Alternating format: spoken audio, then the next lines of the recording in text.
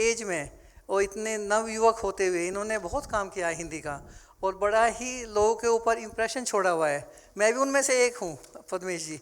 सबसे पहले मेरी कविता आपने ये वाली उसमें छापी थी, पुरवाई में, तो आपको सुनना चाहेंगे हम लोग। धन्यवाद धन्यवाद। जया जी, धन्यवाद अंतरिपा। अच्छा हुआ कि आज का यह सत्र शुरू हुआ। आदरणीय जय वर्मा जी ने मुझसे टेक्निकल हेल्प मांगी। तेजेंद्र शर्मा जी यहाँ उपस्थित हैं और हम लोगों की अपनी ट्रेनिंग कुछ इस प्रकार की है कि हम किसी भी हिंदी के आयोजन में जाते हैं तो एवर रेडी रहते हैं कि किस कमी को पूरा किया जाए, और संभवतः इसीलिए कि हम लोग कोई पर्चा तैयार करके नहीं ले जाते कि किस विषय पर बोलना है। कभी कभी तो विषय भी परिवर्तित हो जाता है। पिछले सत्र में ज़किया जी नहीं आई, इसमें अभिषेक जी नहीं हैं, तो हम कुछ उसी प्रकार से इस सत्र को भी आगे बढ़ाते हैं। ये विषय है इस सत्र का कि वैश्विक पटल पर प्रवासी भारतीय साहित्यकारों का हिंदी के प्रचार और प्रसार में योगदान। तो वैश्विक पटल से यदि मैं बात करूं तो वैश्विक पटल का एक महत्वपूर्ण हिंदी का केंद्र रहा है भारतीय विद्या भवन 1990 और 2000 के दशक में, जिसका नंद कुमार जी ने उल्लेख भी किया था अपने वक्तव्य में। और प्रवासी भारतीय साहित्यकारों का इस केंद्र में एक बहुत महत्वपूर्ण योगदान या योगदान की शुरुआत भी रही है इसी केंद्र से, जिसके लिए मैं भारतीय उच्चायोग और भारतीय विद्या भवन का हृदय से आभारी हैं कि कई वर्षों बाद आज यह अवसर यहाँ पर फिर प्रदान हुआ है, मुझे प्रदान हुआ है, और यह विषय भी इस केंद्र से कितना संबंधित है। आज इस सत्र में चूँकि उतना समय नहीं है और सत्र बहुत बड़ा है, इसलिए मैं अपने इसके वैचारिक पक्षों को इस विषय के वैचारिक पक्षों पर ही अपनी बात रखना चाहता हूँ और रखता हूँ। और कारण यह है कि यह विषय बहुत बृहद है, बहुत बड़ा है, और बृहद इस कारण से है कि इसका भूभाग बहुत बड़ा है। आज विश्व में इतने बड़े भाग में हिंदी लिखी जा रही है, लेखन हो रहा है, जिसे कहते हैं कि हिंदी के राज्य में सूर्य नहीं डूबता, सूर्यास्त नहीं होता। दूसरी बात कि इसमें इसका इतिहास भी अब कोई छोटा मोटा इतिहास नहीं रहा है। अगर हम पीछे लौट कर चलते हैं तो 250-300 साल पहले जब बंधुआ मज़दूरों को भारत से बाहर ले जाया गया था और मॉरिशस, ट्रिनिडाद, फिजी, टोबैगो जैसे देशों में उन लोगों का प्रवास कराया गया था, तो यह प्रवासी साहित्य का इतिहास भी एक लंबा इतिहास है और इसके इतिहास के भी कई काल हो सकते हैं, जो अगले अपने आप में एक अलग विषय है। और तीसरी बात कि प्रवासी हिंदी साहित्य में विविधताएं भी बहुत हैं। सिर्फ हम अगर कविताएं, कहानियों इनकी बात करें तो यह है ही, लेकिन पत्रकारिता का भी बहुत बड़ा योगदान रहा है, पत्रकारों का भी बहुत बड़ा योगदान रहा है, और मैं उन्हें भी प्रवासी साहित्यकारों की श्रेणी में रखना चाहता हूँ कि विश्व में कितने कितने देशों में कितनी पत्रिकाओं का प्रकाशन हुआ है पिछले कई 100 सालों से, जिस पर भोपाल के जवाहर कर्नावट जी का एक बहुत बड़ा शोध है। उनकी पुस्तक भी इस वर्ष प्रकाशित हुई है, जिसमें पत्रकारिताओं का विश्व भर की उसके ऐतिहासिक वर्णन है, उसका एक बहुत महत्वपूर्ण दस्तावेज है। दूसरी बात, यह विषय अपने आप में प्रवासी हिंदी साहित्यकारों का योगदान, इसके ऊपर विवाद भी बहुत हैं। एक ही विवादास्पद विषय भी है, उस पर भी मैं टिप्पणी करता हूँ। पहला विवाद तो यह है कि जब हम किसी भी ऐसे हिंदी सम्मेलन में जाते हैं तो वहाँ अप्रवासी और अप्रवासी इस शब्द पर भी बहस शुरू हो जाती है कि कौन प्रवासी है, कौन अप्रवासी है। दूसरी बात कि ये प्रवासी साहित्य क्या है। कुछ एक हिंदी का साहित्यिक गलियारा है, उस गलियारे में लोगों का यह दृष्टिकोण है कि प्रवासी व्यक्ति होता है, साहित्य नहीं, और साहित्य साहित्य है। ये अपने आप में एक विषय है। और तीसरा, अगर मैं इसी विषय को लेकर चलूँ तो तेजेंद्र जी आप सहमत होंगे कि प्रवासी हिंदी साहित्यकारों का हिंदी के प्रचार प्रसार में क्या योगदान है। ये भी एक दृष्टिकोण है। लेकिन मैं इन सभी जो ये विषय हैं विवादों के, इनके वैचारिक पक्ष पर सकारात्मक दृष्टि से अपनी बात यहाँ पर रखना चाहता हूँ। जब प्रवासी और अप्रवासी की बात आती है तो मेरा यह मानना है कि प्रवासी अब एक ब्रांड बन चुका है, और सीधे शब्दार्थ से ना लेकर हम उसका जो तात्पर्य है और जिस प्रकार से उसे इस समय स्वीकार कर लिया गया है वैश्विक तौर पर, उसे मान लेना चाहिए। और प्रवासी को यह मान लेना चाहिए कि प्रवासी साहित्य का अर्थ यह है कि जो भारत से बाहर लिखा जा रहा है वह प्रवासी साहित्य है। और तकरीबन 20 वर्ष पूर्व, 20 साल पहले प्रवासी भारतीय सम्मेलन दिल्ली में हुआ था। उसके बाद एक प्रवासी हिंदी सम्मेलन था। उस एक सत्र में भी यह विषय उठा था, ये प्रवासी और अप्रवासी का। तो उस समय मैंने इस शब्दार्थ का भावार्थ प्रस्तुत किया था अपनी काव्यात्मक स्वरूप में, कि मुझे ऐसा लगता है कि प्रवासी का अर्थ भारत का प्रथम वासी या प्रियवासी होना चाहिए। और अपनी इस बात को मैंने मेरी जो कविता है प्रवासी पुत्र, उसमें मैंने इसको उद्धत भी किया था। उसे मैं यहाँ पे उदाहरण के रूप में प्रस्तुत करना चाहता हूँ। उसकी जो अंतिम 3-4 पंक्तियाँ हैं वहाँ से प्रवासी पुत्र पर, कि वो तीज त्योहारों में नहीं रहता है लेकिन हर दुआ हर फिक्र में घर के हर जिक्र में। वह तीज त्योहारों में नहीं रहता है लेकिन घर की हर दुआ हर फिक्र में घर के हर जिक्र में।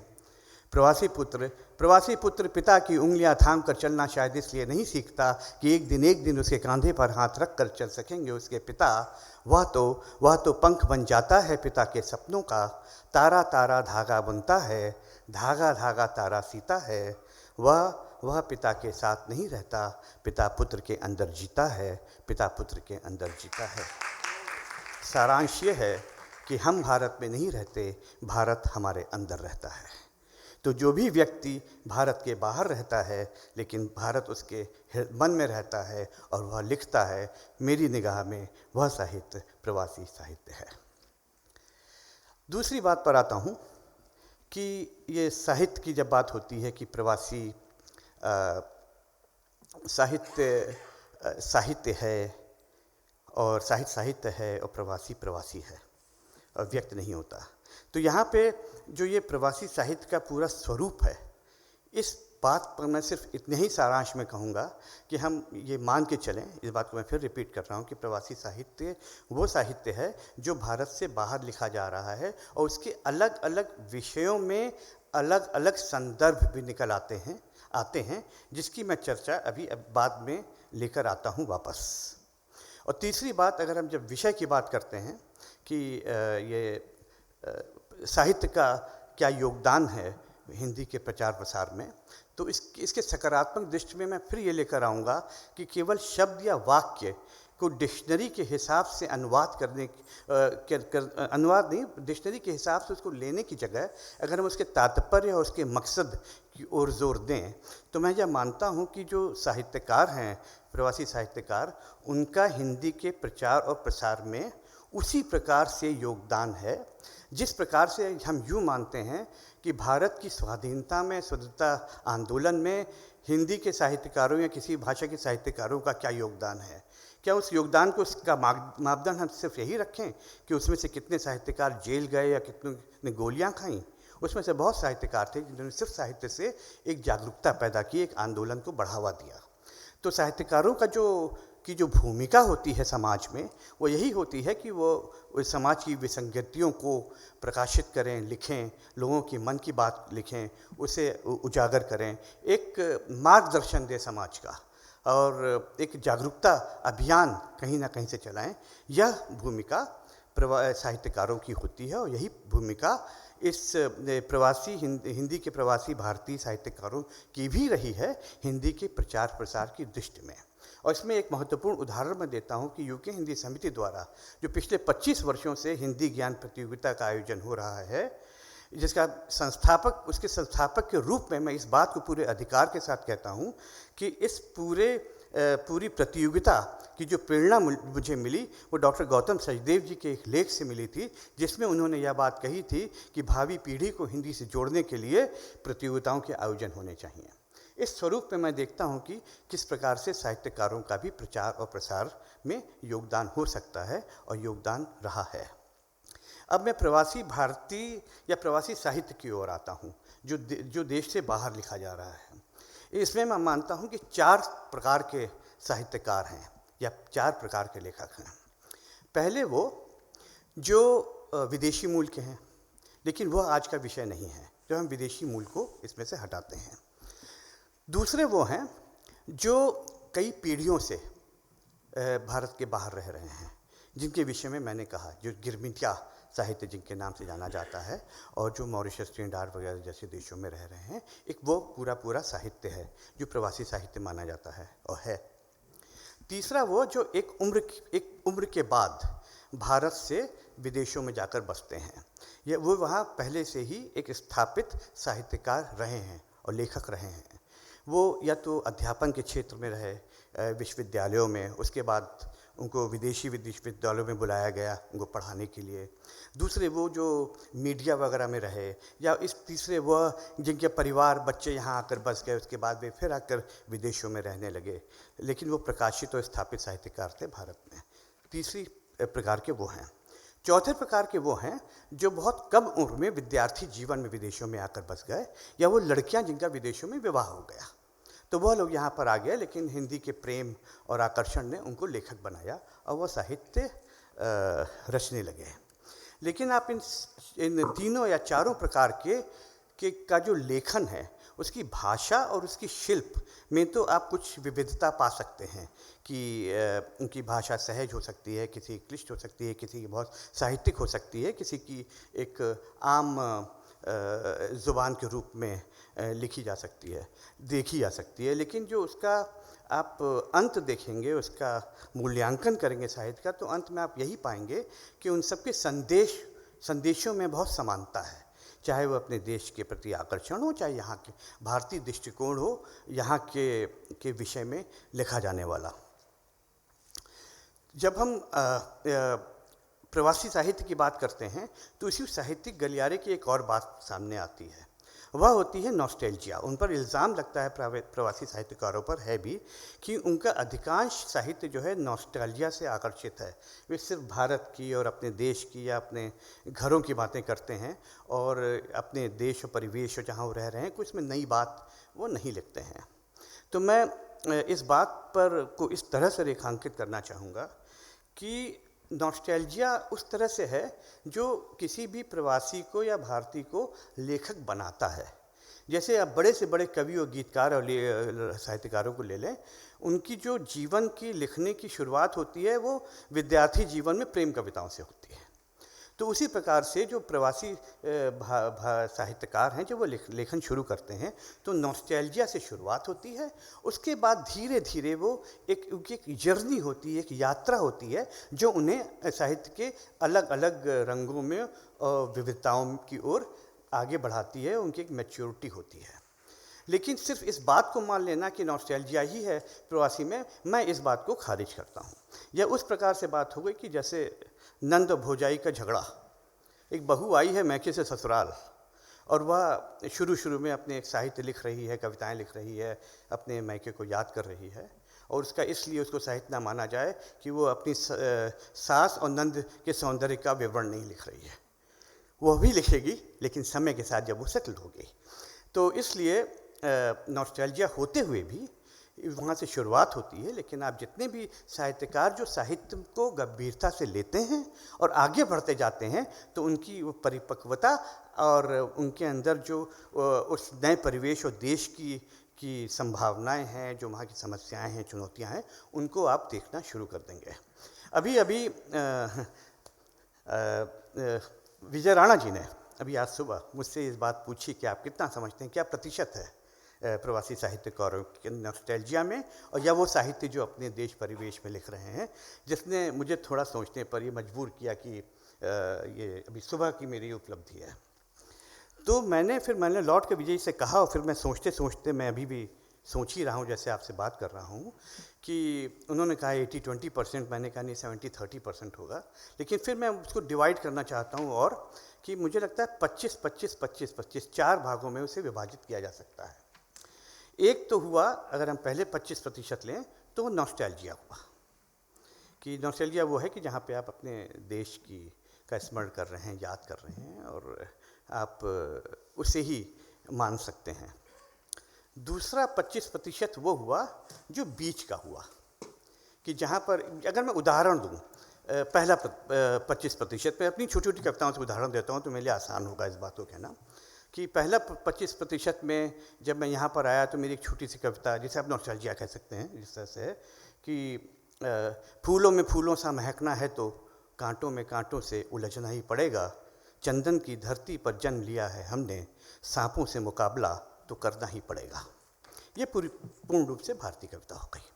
दूसरी 25% में उस पर आता हूँ कि जो कविता यहाँ की भी है वहाँ की भी है और दोनों का मिश्रण है, वहाँ की होते हुए भी यहाँ की है, दोनों जीवनों का समन्वय है। जैसे मेरी कविता दोहरी नागरिकता पर है कि एक नए जन्म में, एक नए स्वप्न में जी रहे हैं आजकल कृष्ण। किसी ने उनसे कहा है कि अभी दोनों के साथ रह सकते हैं, यशोदा के भी और देवकी के भी। नहीं देना पड़ेगा अब उन्हें तौल कर इस प्रश्न का उत्तर कि वे यहाँ के हैं या वहाँ के। तो ये हो गई दूसरी श्रेणी 25% की, कि जिसमें दोनों का समन्वय है। तीसरी श्रेणी में वो कविताएं आ जाती हैं जो कहीं की भी हो सकती हैं, वो यहाँ की भी हो सकती हैं, भारत की भी हो सकती हैं। उन पंक्तियों से आप यह बात नहीं निकाल सकते कि वो कहाँ की हैं, ना वो प्रवासी हैं ना वो वासी हैं। जैसे द्वार पर बिछी हुई माँ के माथे की शिकन प्रति रात कुचली जाती थी मेरे पाँव तले, ना वह छोड़ती थी प्रतीक्षा करना, ना मैं कभी आता था समय से पहले। अब यह कविता ना प्रवासी है ना निवासी है, यह जेनरिक कविता है। फिर जो 25% आता है, जिसे आप कह सकते हैं कि मूल रूप से नए देश, नए परिवेश और जहाँ वो रह रहे हैं वहाँ की कविता को माना जा सकता है, वह भी बहुत सा साहित्य है, लेकिन वो 25% है। ये मैं मानता हूँ प्रवासी साहित्यकारों में। मेरी कई ऐसी रचनाएं, मैं सबसे छोटी वाली यहाँ प्रस्तुत करता हूँ, जिसे एक प्रवासी साहित्यकार की एक विदेशी रचना के रूप में आप कह सकते हैं, अंतर्राष्ट्रीय रचना के रूप में कह सकते हैं, कि बर्लिन दीवार का वह टूटा हुआ पत्थर कल मुझसे बोला, मुझे इतनी घृणा से मत देखो, मुझे इतनी घृणा से मत देखो, मेरे जख्म इतिहास के घाव का मरहम है, मैं तो तुम्हारी हर धार हर चुभन सहने को तैयार था, तुम मुझे तराश कर ईसा भी बना सकते थे। अब इसमें भारतीय कोई बात नहीं है, इसमें प्रवासी कोई बात नहीं है, संपूर्ण रूप से एक विदेशी संदर्भ की बात है। तो इस तरह से एक प्रवासी साहित्यकारों का जो योगदान हिंदी के प्रचार प्रसार में इसी प्रकार से आता है कि जब एक प्रवासी साहित्यकार, रचनाकार कुछ लिखता है तो वह आम प्रवासी लोगों के अंदर एक आकर्षण पैदा करता है उस साहित्य को पढ़ने के लिए, क्योंकि यह उसके मन की बात है, उसकी पीड़ा की बात है, उसके संदर्भ की बात है।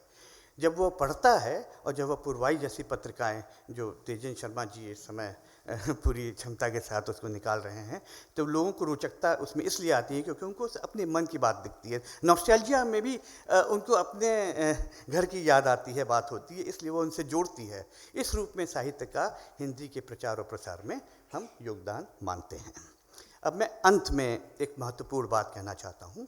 अभी तक जो बातें थीं वह एक दृष्टिकोण था, विचार था इस पूरी तरह से लेने का, लेकिन मैं मानता हूँ कि कभी भी कोई सत्र हो, जब भी हमें अवसर मिले ऐसे मंच का, तो कोई ना कोई ऐसी प्रश्न या ऐसा विचार छोड़ जाना चाहिए जिस पर हमें आगे काम करना हो।